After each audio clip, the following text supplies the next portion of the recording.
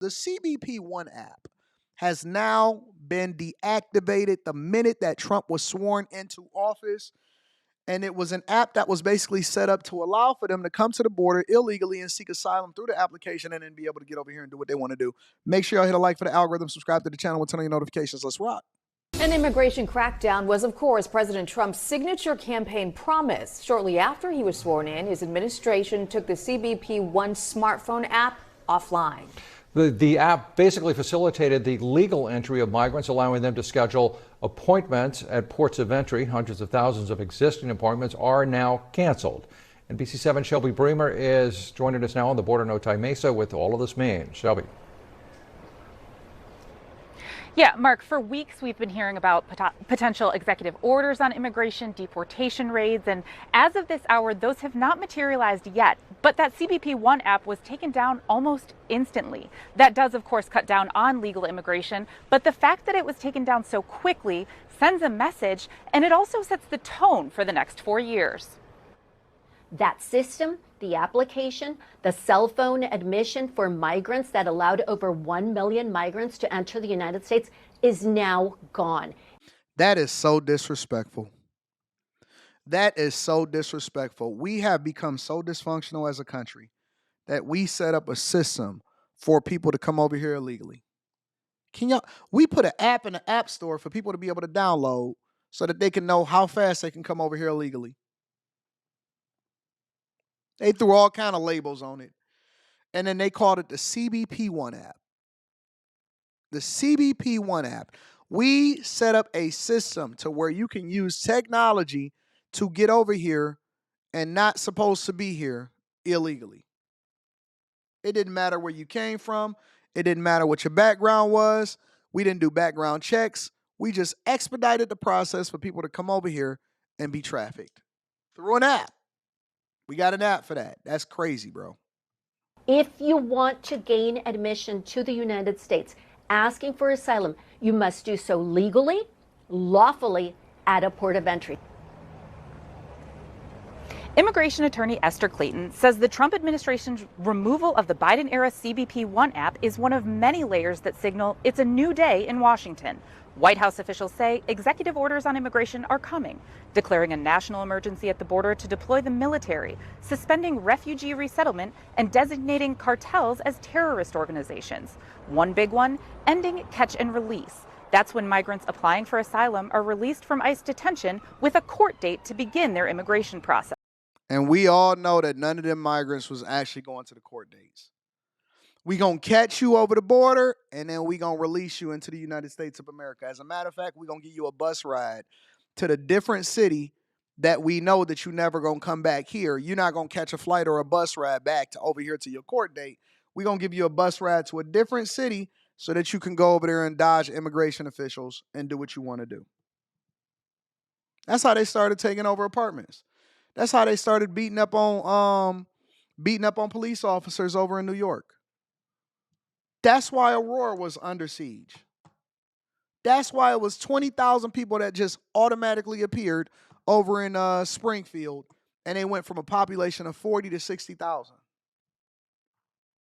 Another, reinstating Remain in Mexico, requiring anyone applying for asylum to stay in Mexico as they navigate the system. While specifics of all of these orders are not yet clear, their aim is drastically reducing immigration into the U.S. We spoke with activists gathering at Balboa Park for a demonstration as they gear up for the next 4 years. They say they're worried that the administration's attempts to deter people from coming to the U.S. won't stop them, but it will make the journey more dangerous. Professor X says the legal process is long. It took us about 7 years for me and my wife to get legal citizenship. Well, think about this, Professor X. Was it worth it? Was it worth it? Let me hit you with another one.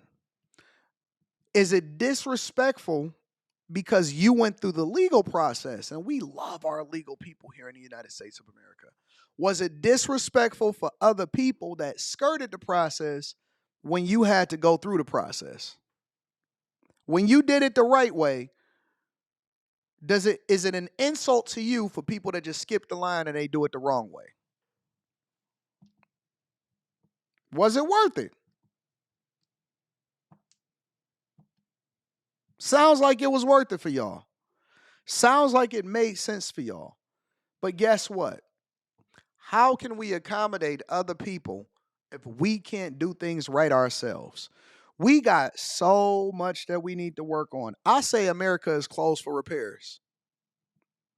That we need to be letting in the people that are legal, that are doing things the right way and can add value into America. We need to have people coming over here that can add value into America, not people that skirt the process and disrespect what we have going on inside of the United States of America. That's what I say. I don't think that we should be in a position to where we have people suffering over here in the United States of America, but we prioritize people outside of the U.S. The people will try to cross anyway. You know, even they make hide the border, the wall. Yeah, people will try to come back with their family. And when they are trying to get a better life for their loved ones, they will try harder, you know. Just within the last hour, we've learned that the ACLU did file a lawsuit over the removal of the CBP One app. And that's really in line with what we've heard from a lot of attorneys and immigrant advocacy organizations over the past few weeks that really... Rio, you can't respect the process that we got going over here inside of this, over here on the Millionaire Morning Show.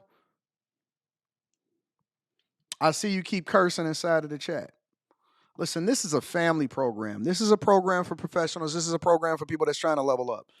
Mods, y'all can keep timing out Rio if he want to keep on doing what he want to do. See, this is what you're not going to do over here at the Millionaire Morning Show.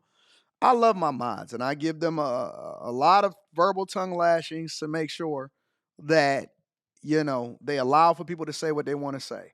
You can't curse in here. You have to be on your best behavior.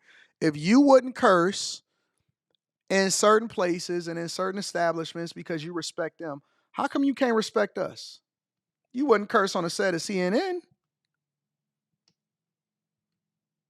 No, you cannot curse in here. You can curse on after hours. There are programs for that. I got other channels for that. But here, if I can't curse, you can't curse. I choose not to curse. Sometimes I slip up and sometimes I got to hold myself accountable. Get yourselves together. Get yourselves together. Why y'all can't be professional in everything that you do? Why you gotta be an N-word?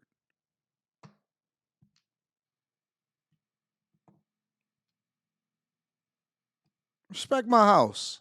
Here on all of these orders, all roads lead to litigation. We'll have much more on all of this coming up at 5 and 6, but for now, live in Otay Mesa, Shelby Bremer, NBC7. Yeah, Shelby, a lot to sort out, but what hurdles does the president face when it comes to this immigration crackdown? Yeah, Nichelle, there are a lot of hurdles here. And what's really interesting from the previews that we've heard from White House officials is that we didn't really hear a lot about those deportation raids, that mass deportation promise. But that could be in part because ICE and DHS already have that authority. But what's really interesting, too, is that the hurdle has always been resources and funding. ICE has about 41,000 beds in their 106 detention facilities. But in order to deport hundreds of thousands of people, they're going to need a lot more staff and a lot more space. The border czar Tom Homan did say that he put the price tag at about $86 billion to carry out that mass deportation effort. But the Cool. I'm sure that we gave that over to Ukraine. We can go ahead and execute and have people doing the right thing. But over in Chicago, they're preparing and they're gearing up to try to stop Tom Homan and the Trump administration from actually carrying out deportations. Check it out. Morning, and we are continuing to monitor all the developments from the Trump administration in terms of deportation arrests and those possibilities. Raids from ICE agents could start this week. So joining me to talk about this possibility is immigration attorney, Chicago-based, Xavier Borjas with Borjas Law Group. Xavier, thanks for being on the program. We really appreciate it, sir. Absolutely. It's an absolute pleasure for me. Let me start off just by asking you, if someone locally is in the country illegally, how worried should they be? Well, I think the rumors are being spread, and it seems that it's a very serious thing at this point. So, unfortunately, I don't want to spread fear amongst the country. But if the rumors are true, I think that we need to be prepared. And I think all immigrants specifically need to be prepared and have a game plan. What's the game plan? The game plan is that you at our mercy now. The game plan is that you've been doing the wrong thing for so long, and now that you got to be held accountable, you talking about your rights. You don't have rights here in the United States of America if you came here illegally. Okay, in terms of a game plan, there are folks who are working toward work permits right now. There are also folks who have been charged and arrested with things like theft. How circumstantial is the risk here of a raid and a deportation? During the raid, it's very circumstantial. Everything is circumstantial at this point. You mentioned theft. We're getting to the point where even something as minor as theft, although it can be a serious crime, but if it's a petty theft, at this point, immigration can consider this to be something serious to the extent where when you are trying to, or when an immigrant is trying to apply for a bond, that may be denied. So you telling me you can steal over here and we're still supposed to allow for you to become American citizens, or we're not supposed to deport you? Listen, all crime is crime. It's like all sin is sin. If you're stealing, listen, if you get caught stealing something, that means that that's not your first time doing it. That's your first time getting caught. I don't understand Chicago. I don't understand any of these places. Joining me now, I have Lieutenant Chris Oliveras with the Texas Department of Public Safety. Lieutenant, it's always good to see you. To Mills's point, President Trump signed a slew of these border orders last night. At my count, more than 10. How quickly does that change things on the ground for you and other border leaders? Somebody said, I wish they would deport me back to Africa since my ancestors were brought here illegally. What makes you think that your ancestors, who told you that their ancestors was brought here illegally? They were sold. They were caught by other Africans and they were defeated by tribes that were stronger than y'all. And so y'all was caught, y'all were sold, you were put a price tag on your head, and they legally had a transaction and it had documentation to show that you then became somebody else's property. That's how they did it back in the biblical days. In the biblical days, when your tribe got defeated and when you were taken over and you were defeated in war, the women and children, for example, then became the property of whoever it is that defeated the army. And often at times they would destroy the children. They would take out the children, take the girls and deal what they wanted to do with them and figure out what they wanted to do going forward. And if they was too difficult to travel with, they just eliminated them too. You want to know the truth, or you want me to continue to lie to you? And let me also give you a little bit of some insight. You know you don't have to stay, right? You know you don't have to stay. Listen, what I heard is that over in South Africa, they have the highest rate of HIV and AIDS. They have the highest rate. For all of you, I'm going back into the bushes. Y'all do not have to wait. I heard that they are trying to incentivize you guys to go to Africa and build. You can go to Haiti. You can go to Ghana. You can go to any of these places. I'm not really sure what's stopping y'all. What's stopping you from going to Africa and reconnecting with your ancestors?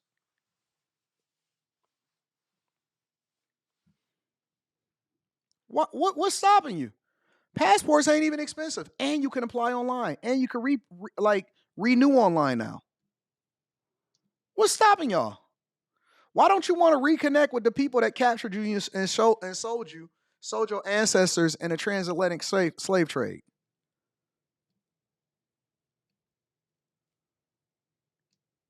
I'm not talking about the people that want to be here. I'm talking about the people that complain. Listen, if you hate America and you hate this country, why are you still here?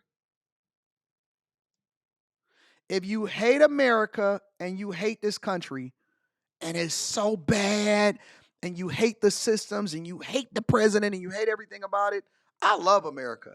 Me and America, we might have our problems. I may not necessarily care for everything that happens here, but I love being in the United States of America, and it's more pronounced when I go and visit other places outside of the country. I'm like, man, listen, I love visiting. I love seeing y'all. I love seeing what's going on, but I can't wait to get home too. I can't wait to get home.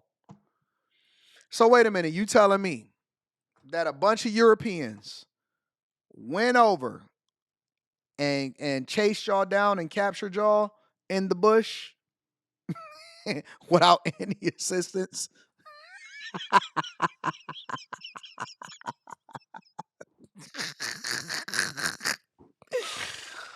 Oh man.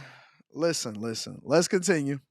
Good morning, Mark. Great to be with you. Of course, I think we saw that yesterday with some of those executive orders, especially with the cancellation of the CBP One app, how effective it was that same day.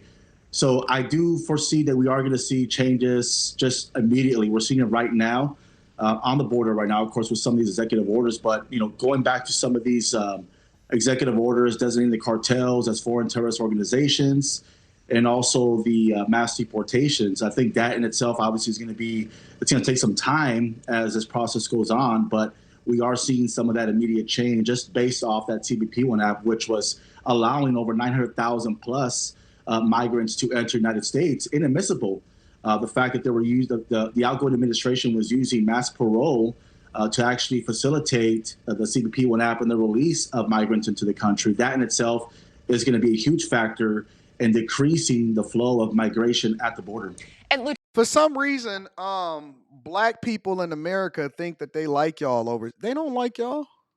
I already had this conversation with y'all before. People that are not from America, like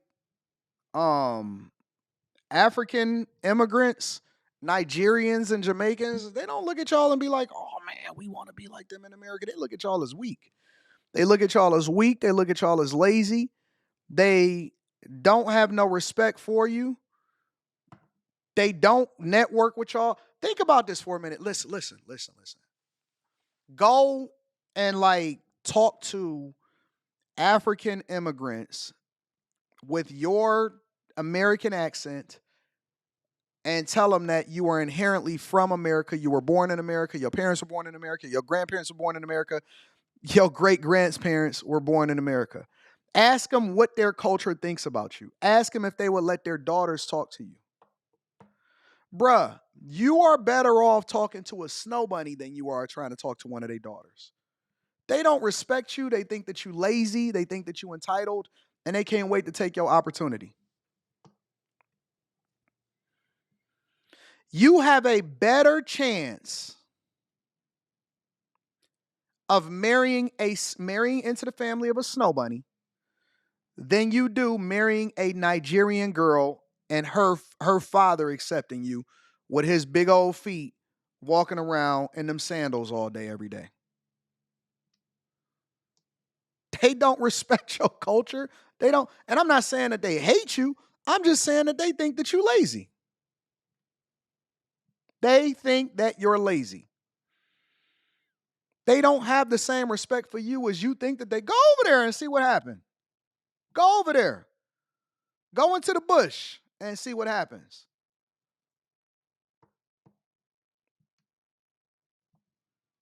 Go over there and see what happens. They are deathly afraid of becoming Americanized. They want your money. They want your opportunities. They don't want your culture. They want your money. They want your opportunities. They don't want your culture. They don't rock with you. They don't like you. They think that you hit the lottery and you never took advantage of the opportunity. You keep thinking, oh man, no, man, I can't wait to get over there with my African brothers and sisters. They're going to be like, who is this American booty scratcher over here? Yeah. He said, who's gasty? I said, oh, no. Come into the bush. Come to the bush. Ascorascarapa. Yeah. You didn't even want to take Swahili and they offered it to you in high school. You know what you took? Spanish. Hey, I can't wait to go over to the Dominican Republic. I seen y'all. Listen, they offered Swahili to us. We were a majority black school. None of the black people took Swahili. They all took Spanish because they said that it was easier. And that's what they think about you. They think that you take the easy way out. They offered us Swahili, and nobody took Swahili. The Spanish classes were full. French classes were second. Swahili was dead last. Nobody took Swahili in high school. And now you want to reconnect with your roots. No, just say that I'm broke and I'm dusty and I don't really fit in with American culture because I never did what I was supposed to do, and I'm a felon. And so now I'm looking for somebody to save me from myself and to be accepted. But they don't accept lazy people over there either. Wherever you go, there you are. Wherever you go, there you are. No matter who you are and what you think you represent, they don't accept dusties over there either. For some reason, you think that I'm a thrive over there. No, you're not. No, you're not. You're not going to thrive. You're not going to thrive. You're better off staying here, buddy, and getting yourself together. Stop being lazy. Go into the office. Pick yourself up by your bootstraps and start getting to work, big dog. See, look at them. What is anybody going to do with Swahili? Take it back to the motherland so you'll be able to speak their language. See, they don't want to hear that. People still speaking Swahili. They don't want to hear that. They don't want to hear that. And then they head over to the Dominican Republic. I'm over in Sasua. Why you ain't go over to Johannesburg? I'm over in Sasua, dog. We need to become passport bros. But I'm definitely African. But you sleep with everything and impregnate everything and try to get with everything but anything that looks like you. I don't want to hear that. I don't want to hear nothing that you're talking about, big dog.